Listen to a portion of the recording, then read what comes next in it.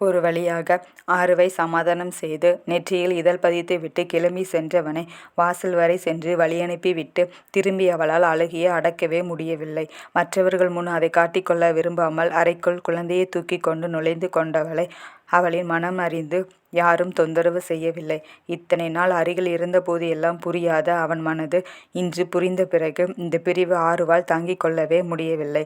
அவளுக்குமே தெரியும் தான் இது ஒரு 10 நாள் சிறு பிரிவுதான் என்று. ஆனால் அவள் கவலையெல்லாம் இத்தனை நாள் அவன் மனதை புரிந்து கொள்ளாமல் போனோமே என்பதுதான். இதை பற்றி யோசிக்கையிலேயே விஹான் மனதை அறிந்து கொண்டதை மனம் நினைத்து பார்த்தது. குழந்தைக்கு பெயர் வைக்கும் வைபவம் நடந்து முடிந்த பிறகு வந்திருந்த உறவினர்கள் எல்லாம் கிளம்பி விட வீட்டினர் மட்டுமே இருந்தனர். பெரியவர்கள் எல்லாம் ஒரு பக்கமும் ஆண்கள் எல்லாம் ஒரு பக்கமுமாக அமர்ந்திருக்க பெண்கள் எல்லாம் தங்களின் குழந்தைகளோடு ஒரு அறையில் அமர்ந்து பேசிக்கொண்டு இருந்தனர். சஜுவை விஹான் வைத்து கொண்டிருந்ததால் ஆறு பூர்ணியின் பெண்ணை தூங்க செய்து கொண்டிருக்க பசியால் அழும் மகனை தூக்கி கொண்டு வந்து ஆருவிடம் கொடுத்துவிட்டு சென்ற விஹானின் முகவாட்டத்தை கண்ட பூஷி, பையனை விட்டு ஊருக்கு போகிறத நினைச்சா வருத்தமா இருக்கானா என்றாள்.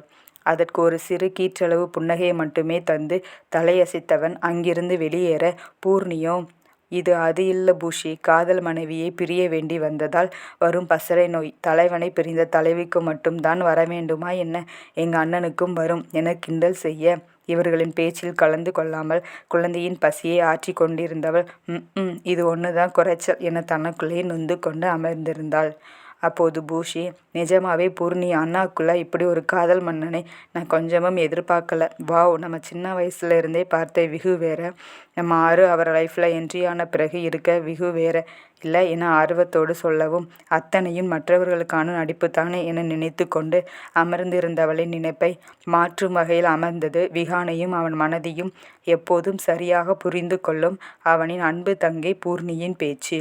முதல் நாள் ஆறுவே இங்கு பூஷியின் திருமணத்திற்கு முதல் நாள் பார்த்ததிலிருந்து தன் அண்ணனிடம் தெரிந்த மாற்றங்களை கவனித்து கொண்டு வந்தவள் அவன் ஆருவிற்காக பார்த்து பார்த்து செய்தது எல்லாம் பட்டியலிட்டு சொல்ல சொல்ல இவர்களின் பேச்சை சுவாரஸ்யம் இன்றி கேட்டு கொண்டிருந்தவள் கூர்ந்து கவனிக்க தொடங்கினாள். ஒவ்வொரு வைபவத்திலையும் விஹான் ஆருவை சுற்றி சுற்றியே வந்ததையும் அவளின் அருகாமையே இருக்குமாறு பார்த்து கொண்டதையும் சொல்லி சிரிக்க, இவ்வளவு எல்லாம் கவனித்து இருக்காத பூஜியோ, ஹே, நீ வர்றதுக்கு முன்னே இருந்தே நான் இங்கே தான் இருக்கேன், எப்படிடி என் கண்ணில் படாததெல்லாம் நீ பார்த்திருக்க என்னை ஆச்சரியப்பட, என்னை பிக்கப் செஞ்சுட்டு வரும்போது மேடம் பற்றி தான் பேச்சு. ஆனால் எனக்கு சந்தேகம் வந்தது இங்கே நான் வந்த பிறகு. அருவி வந்தப்போ மாமா பையன்னு சொன்னதுக்கு சார் கொடுத்தாரே ஒரு ரியாக்ஷன், அதை வச்சுதான் என சிரித்தபடியே, அது காதல் வயப்பட்டவர்களுக்கு மட்டுமே புரியும் என சிறு வெட்கத்தோடு சொல்ல பூஜி அவளை கிண்டல் செய்ய தொடங்கினாள். பிறகு ஆருவிற்கு ஒவ்வொன்றாக வாங்கி கொடுத்தது. இருவருக்கும் ஒரே நிறத்தில் உடை தேர்ந்தெடுத்தது.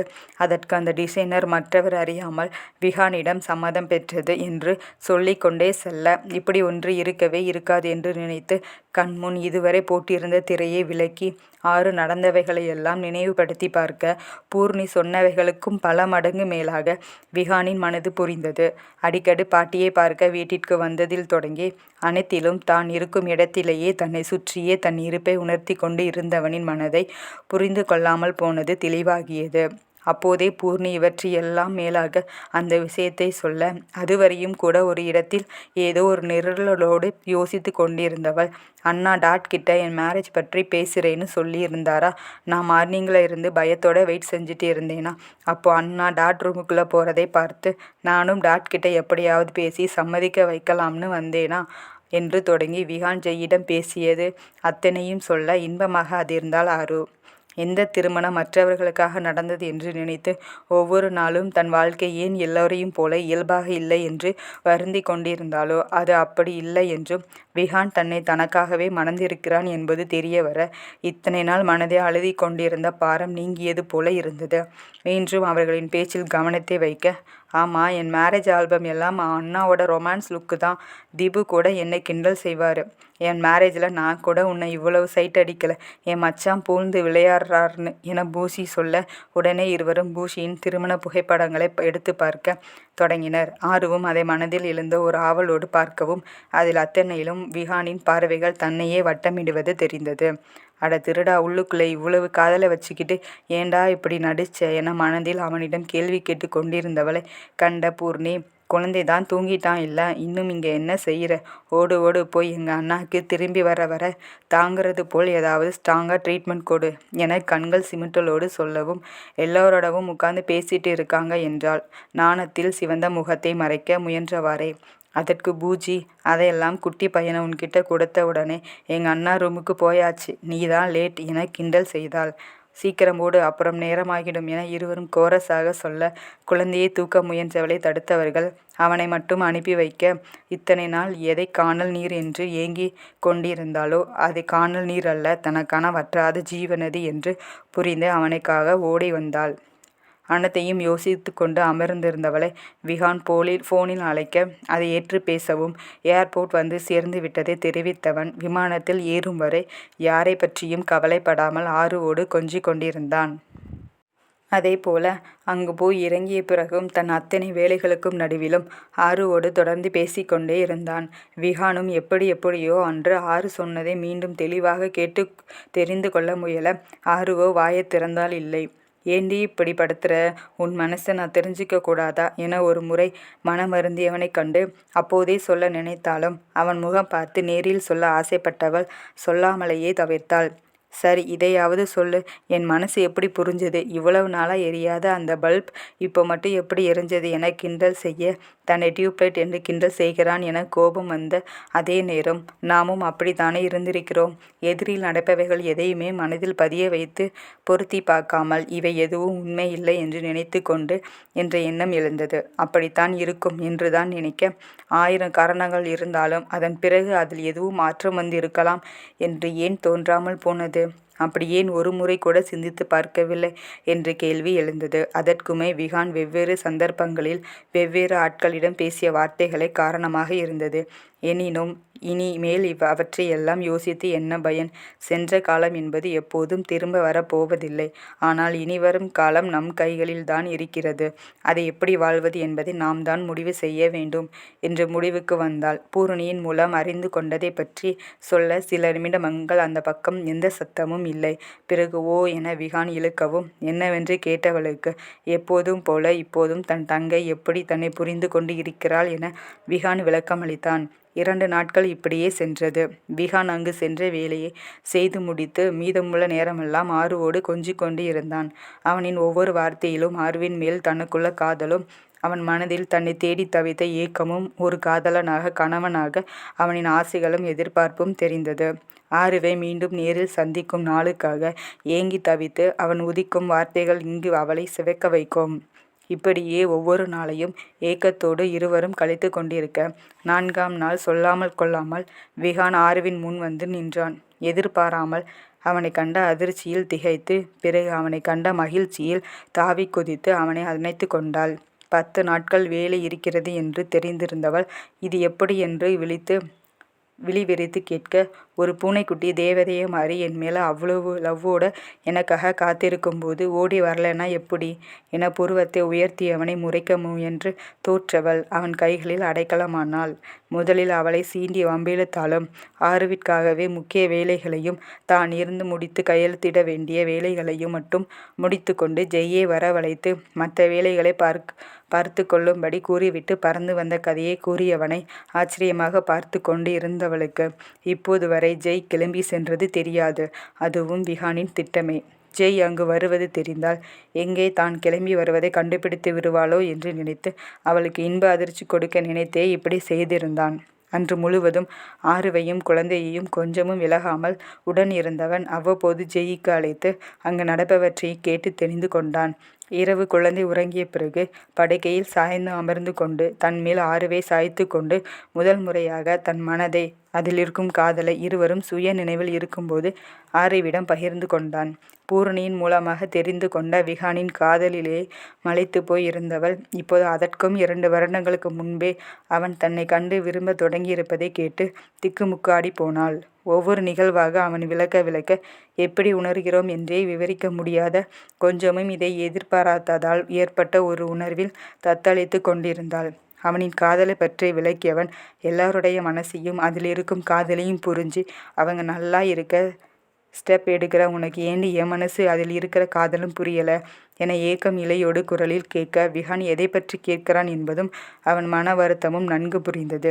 இல்லை, இப்படி ஒரு ஆங்கிளில் நான் யோசிக்க கூட இல்லை. உங்களுக்கு எங்களை எல்லாம் பிடிக்காது என்று தெரிஞ்சதிலிருந்து அப்படி மட்டுமே பார்த்தேன் என தொடங்கி அதற்கான காரணங்களை எல்லாம் சொல்ல, சிறு வயதில் இருந்த மனநிலையும் இப்போது தவறாக அத்தைகள் போதித்தது எல்லாம் சொல்லி, அதன் பிறகு அவர்களை பற்றி தெரிந்து கொண்ட பின் ஏற்பட்ட மாற்றங்களையும் இவர்களையும் அவர்களின் அன்பையும் புரிந்து கொண்டதையும் விலக்கி அவள் கேட்க நேர்ந்தது. விஹான் அத்தைகளையும் அவர்களின் பெண்ணையும் திசை திருப்புவதற்காக சொல்லப்பட்ட வார்த்தைகள் என்று புரிய வைத்தான். விஹான் சொல்ல சொல்ல அனைத்தும் தெளிவாக விளங்கியது.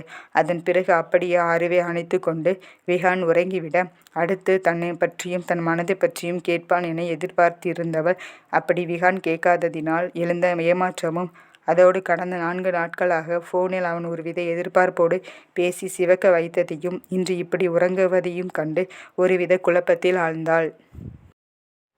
விஹானின் கைக்குள் அடங்கியிருந்தாலும் உறக்கம் வராமல் தவித்தவளுக்கு அவன் சற்று முன் சொன்ன மற்றவர்கள் காதலை புரிந்து கொண்டது என்பது நினைவுக்கு வர அன்றைய நினைவுகளில் மூழ்கினாள். பூஷியின் வளைகாப்பின் போது தான் முதலில் நந்துவின் கண்களில் ஒரு தேடலையும் தவிப்பையும் கண்டு கொண்டாள்.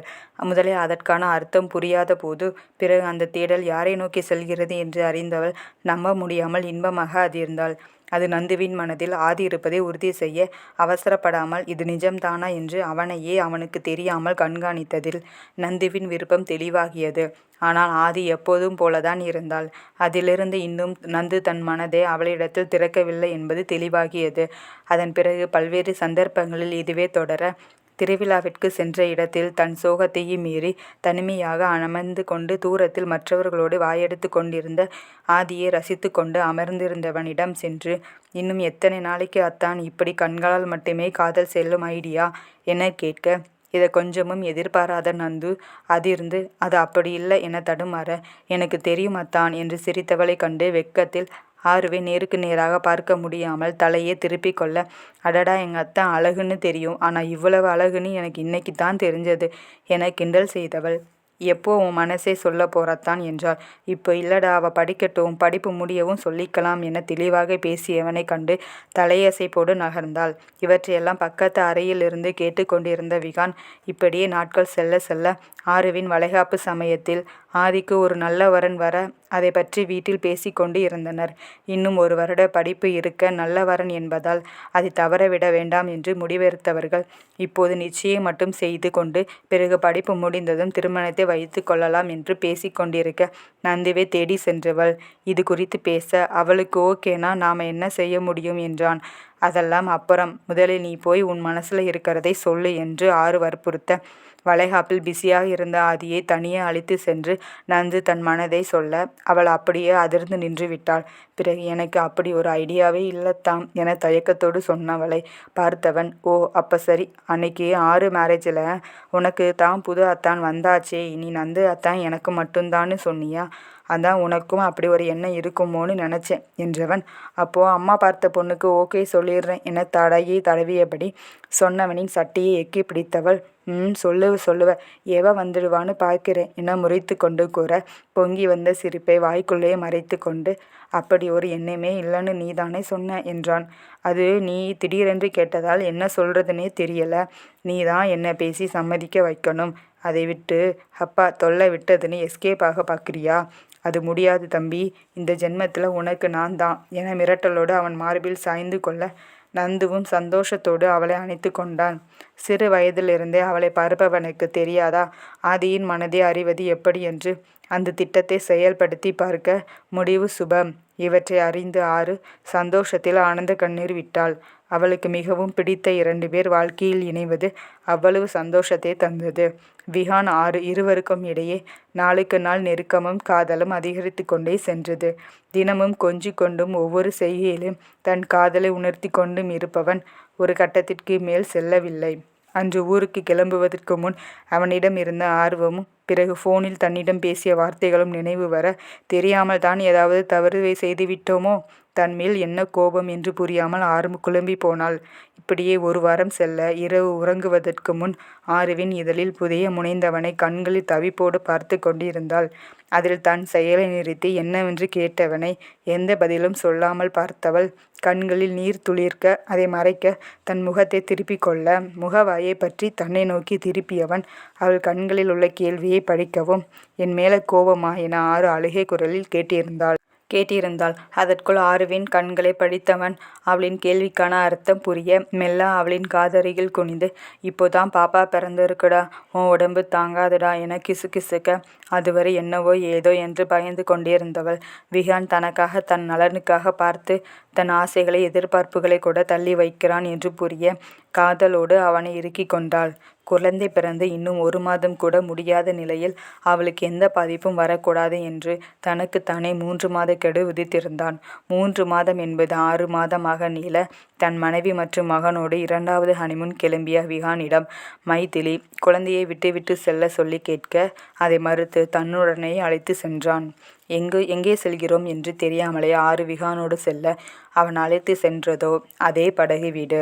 அதை கண்டு இன்பம் அதிர்ச்சியோடு நின்றிருந்தவள் இருந்து குழந்தையை வாங்கி கொண்டு உள்ளே விஹான் செல்ல சுற்றுப்புற அழகை ரசித்து கொண்டு திரும்பியவளின் பார்வையில் அங்கிருந்த பெயர் பலகை கண்ணில் பட்டது.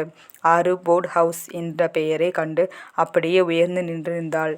அப்போது விஹான் அருகில் வரவும் அவனை என்ன இதெல்லாம் என்பது போல பார்க்க, உனக்கு இந்த பிளேஸ் எவ்வளவு பிடிக்கும் என்று எனக்கு தெரியும் பேபி, அண்டு எனக்கும் இந்த இடம் ரொம்ப ஸ்பெஷல் என்றபடியே அவளை பின்னிருந்து அணைத்து கொண்டவன் அவளோடு யாருமற்ற தனிமையில் கழித்த நிமிடங்களை நினைவு கூற அதில் நெகிழ்ந்து அவன் கரங்களில் கரைந்தாள். இதற்கு மேலும் தாமதிக்காமல் அவளை தன் கரங்களில் ஏந்தி கொண்டு உள்ளே சென்றவன் இத்தனை வருட காதலை, ஆசையை, காத்திருப்பை அவளுக்கு புரிய வைத்தான். ஆறுவை குழந்தையை கவனிக்க மட்டுமே அனுமதித்தவன் அதற்கு பிறகு நொடியும் அவளை விலகவில்லை. அடுத்த நாள் மாலை குழந்தையை தூங்க வைத்துவிட்டு ஹாலில் வந்து அமர்ந்தவள் அங்கிருந்தே சமையலறையில் இருந்த விஹானை புன்னகையோடு பார்த்திருந்தாள். அவனுக்கு உதவி செய்ய முயன்றவளை தடுத்து, என்னையும் குழந்தையையும் மட்டும் நீ கவனி, மீதியெல்லாம் நான் பார்த்துக்கிறேன் என்று கண் சிமிட்டினான். அந்த நினைவுகளோடே முகத்தில் புன்னகை தவள அமர்ந்திருந்தவளின் அருகில் வந்து கீழே அமர்ந்தவனை கண்டு பதறி ஆறு எழ முயல அவளை தடுத்து அமர வைத்தவன் அவள் மடியில் முகம் புதைத்தான். அவனின் இந்த செயலில் ஆறுவிற்கு இருந்த தாய்மையுணர்வு மேல் எழ மெல்ல விஹானின் தலையை கோத தொடங்கினாள். ஏதோ ஒரு தவிப்பு அவனிடம் தெரிய விஹானின் முகத்தை பற்றி நிமிர்த்தி தன்னை பார்க்க செய்தவள் என்னம்மா என்றாள். அதில் மேலும் ஆறுவை நெருங்கியவன், கல்யாணம் முடிஞ்சது, சஜுவும் பிறந்துட்டான்னு வேற வழி இல்லாமல் நீ என்ன என சொல்ல வந்ததை நிறுத்தி ஏத்துக்கலையே என்றான். குரலில் அத்தனை பரிதவிப்போடு விஹானின் மனம் புரிய, என்னை பார்த்தா அப்படியா தெரியுது என ஒற்றை கண்ணை மூடி குறும்பாக பார்த்தவள், அன்னைக்கு உன்னை தேடி வந்து கொடுத்தேனே அது கூட அப்படியா தெரிஞ்சது என்றாள். இல்லை என தயங்கியவன், ஆனால் நீ இதுவரை உன் மனசு திறந்து எதுவும் சொல்லலை அதான் என இழுக்க, நீ கேட்கவே இல்லையே என்றவள் தன் மனதை திறக்கத் தொடங்கினாள். உன்னை போல் எல்லாம் முதலிலேயே உன்னை பார்த்தவுடன் எல்லாம் இல்லை. அன்னைக்கு உங்கள் வீட்டில் வச்சு தான் ஃபஸ்ட்டு பார்த்தேன். அந்த ஹாய் என்ற கம்பீர குரல் தான் என்னை நிமிர செய்தது.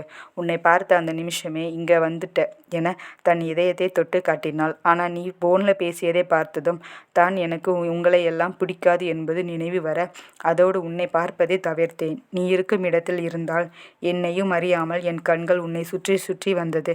அதனாலேயே உன் அருகாமையையும் தவிர்த்தேன் ஏனா முன்னே எங்களை கேவலமாக நினைக்கும் நீ இதை தெரிந்தால் எங்கே இன்னும் கேவலமாக பேசுவே என்றுதான் என தன் மனதை பற்றி சொன்னவளின் முகத்தை தன் கைகளில் ஏந்தி கொண்டு, அப்போ நீயும் என தன்னை மேல் வார்த்தைகள் வராமல் விஹான் தடுமாற என்றவள், நீ முதலிலேயே உன் மனசை திறந்து சொல்லியிருந்தா இவ்வளவு பிரச்சனையே இல்லை. நான் தான் நமக்கும் இருக்கிற பொருளாதார ஏற்றத்தாழ்வு அது இது எல்லாம் யோசித்து நீ எப்படி எடுத்துக்குவியோ என்ன பேசுவியோ என்றெல்லாம் யோசித்து தயங்கினேன். அப்படி என்ன ஈகோ உனக்கு என செல்லமாக விஹானின் தொழில் அடிக்க, எனக்கு உன்கிட்ட இருந்து ஈகோ இல்லடி பயம் என்றவனை நம்ப முடியாமல் ஆறு பார்க்க, எங்கே எனக்கு விருப்பமில்லைன்னு சொல்லிடுவியோன்னு பயந்தேன். அந்த வார்த்தையை கேட்குறத விட இருக்கு இல்ல என்ற முடிவே தெரியாத கனவு உலகத்தில் சொர்க்கத்தில் வாழ தயாராக இருந்தேன் என விளக்கமளித்தவனின் மனம் ஆருவிற்கு நன்கு புரிந்தது. அப்போ ஏன் அன்னைக்கு நமக்குள்ள நடந்ததற்கு அப்படி அழுத என்றவனின் கேள்விக்கு ஆறுதான் என நினைத்து வருந்தினாள் என்பதை சொல்ல விகானுமே அவன் எதை நினைத்து பேசினான் என்று விளக்க எந்த ஒரு ஒளிவு மறைவும் இல்லாமல் எல்லாம் பேசிக்கொண்டதில் இருவருக்கும் மற்றவர்களின் மனதும் அதிலிருந்த காதலும் தெளிவாக புரிந்தது. இத்தனை நாள் ஒருவருக்கொருவர் பேசிக்கொள்ளாமலேயே அடுத்தவர் மனதில் இருக்கும் தன்னை தேடி தவித்து இருந்தது விளங்க இனி எந்த தடங்களும் தடையும் இல்லாமல் தெரிந்தே தேடி தொலைந்து போனார்கள். இப்படியே திகட்ட திகட்ட தங்கள் தேனிலவை கொண்டாடி மகிழ்ந்தவர்கள் ஊர் திரும்பி 1 வருடம் சென்று இருந்தது. சொர்க்கமாக சென்றது வாழ்க்கை இருவருக்கும். ஆருவின் விருப்பங்களை எல்லாம் அவள் வாய் திறந்து கேட்க வேண்டிய அவசியமே இல்லாமல் கண்களை பார்த்து நிறைவேற்றி கொண்டு இருந்தவன் அவள் வாயை திறந்து எத்தனையோ முறை கேட்டும் ஒரே ஒரு விஷயத்திற்கு மட்டும் சம்மதிக்கவே இல்லை. அது இன்னொரு குழந்தை வேண்டும் என்ற ஆருவின் ஆசைதான். அன்று தன் மகன் பிறக்கும்போது ஆறுபட்ட வேதனைகளை கண்களால் கண்டவனுக்கு மீண்டும் ஒரு முறை அவளை அதை அனுபவிக்க அனுமதிக்க மனம் வரவில்லை. கொஞ்சி கெஞ்சி மிரட்டி என்று எவ்வளவோ முயன்றும் விகானை சம்மதிக்க வைக்க ஆறுவால் முடியவே இல்லை. கடைசியாக தன் மகன் பிறக்கும் போது அனுபவிக்காத அத்தனை சந்தோஷத்தையும் விகானின் அன்பால் அனுபவிக்க வேண்டும் என்று கூறி ஆறு அவளுக்காக சம்மதித்தான். அதன்படி அடுத்து வந்த நாட்களில் தாய்மை அடைந்தவளை தரையில் விடாமல் கைகளில் தாங்கி முதல் பிரசவத்தில் இழந்த அத்தனை சந்தோஷத்தையும் அனுபவித்து ஒவ்வொரு நிமிஷத்தையும் கொண்டாடி மகிழ்ந்தனர். ஒரு நல்ல நாளில் தந்தையின் விருப்பப்படி தாய்க்கு அதிக வேதனை தராமல் இந்த மண்ணில் அவதரித்த மகனை ஏந்தியதைப் போலவே கைகளில் ஏந்தினாள் விகான். அப்படியே ஆருவின் மறுபதிப்பாக பிறந்திருந்த மகளை கண்டு உருகி நின்றான் விகான். எப்படி விகானின் மறுபதிப்பாக இருக்கும் மகனை காணும் போதெல்லாம் ஆறு உருகிகளாலோ அதே போல தங்கள் பகிர்ந்து கொள்ளப்பட்ட காதலுக்கு சாட்சியாக குளிர் நிலவென பிறந்த செல்வ மகளுக்கு வெண்ணிலா என்று பெயர் சூட்டி மகிழ்ந்தனர்.